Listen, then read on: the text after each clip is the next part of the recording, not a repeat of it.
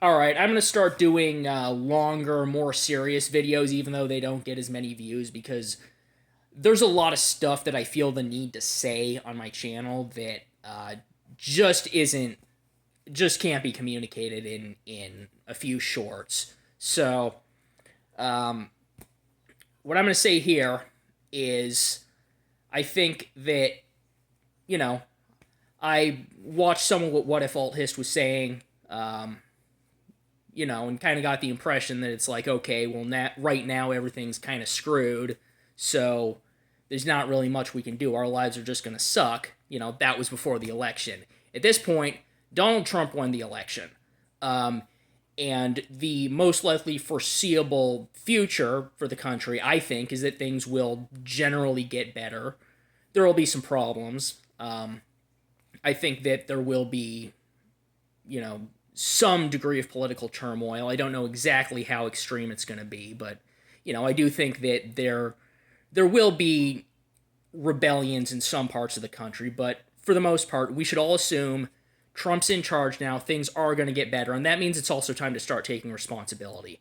Um, I've realized that I really don't want my channel to be a place where I'm sanctioning young men who I'm trying to help not taking responsibility. Now, I do want to put that within the context of, our society is extremely hostile towards men, and, that's a real thing, and um, I'm saying that because, conservatives like to moralize a lot about personal responsibility and how men should be taking responsibility. Somehow they never seem to think that women should be assuming any responsibility, but um, they I see it used as a way to deflect from actual discussions of the negative effects that gynocentrism has on men, and so I don't want to minimize any of that.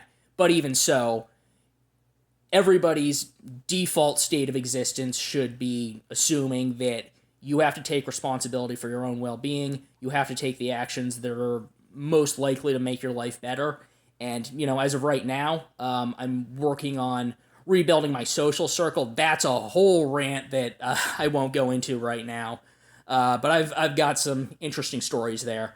But I'm rebuilding it right now. I went to a group that I found on meetup.com today. It's actually a group that I was part of before the lockdowns and, of course, all the BS with that. And it's a group for people who are fans of Star Trek. And I showed up there today, and, it was a good time, and I got pretty decent vibes. It's in a very left wing city, one of the most left wing cities in the country. But so the people there were all leftists. There was a girl who was sort of like subtly virtue signaling. Well, maybe not virtue signaling, but sort of communicating in a way that made it clear that she hates Trump and is assuming everyone else there feels the same way, which I don't. I voted for the guy. But she's a genuinely nice person, and she was nice to me even after I, pointed out that Elon Musk is currently trying to make peace with Iran. That's another thing. My last short was actually a little bit pessimistic. My last couple shorts were pretty pessimistic, but seeing what Elon Musk is doing, he's trying to make peace with Iran. He's actually accepting input from prominent left-wing figures who want to cut the military budget, which is a good thing.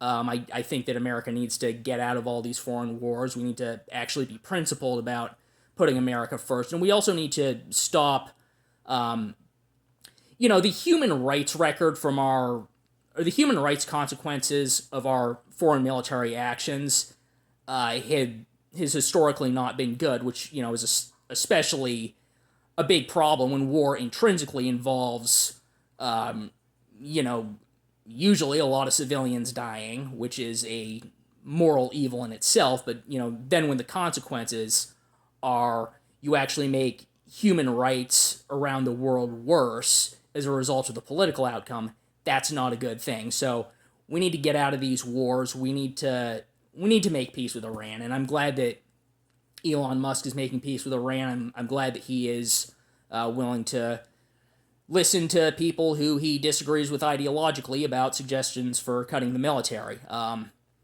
And, that's another thing I'll say is I'm not an ideologue. And that probably comes across on this channel, but I'm going to say I'm not an ideologue.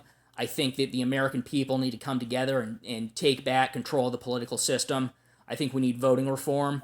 And that's what that is the highest political end that I think we can all aim towards right now. And I'm going to, continue on my channel advocating for young men, and men in general, really, because there's a lot of issues that are relevant because of the effects feminism has had on society. But I'm also going to, do that in a way that's also facilitating getting to voting reform and having an actual democracy where we don't just have a bunch, these two political parties basically run by complete retards who are being egged on by political advertising funded by corporate special interests who want to suck the system dry and suck our country dry.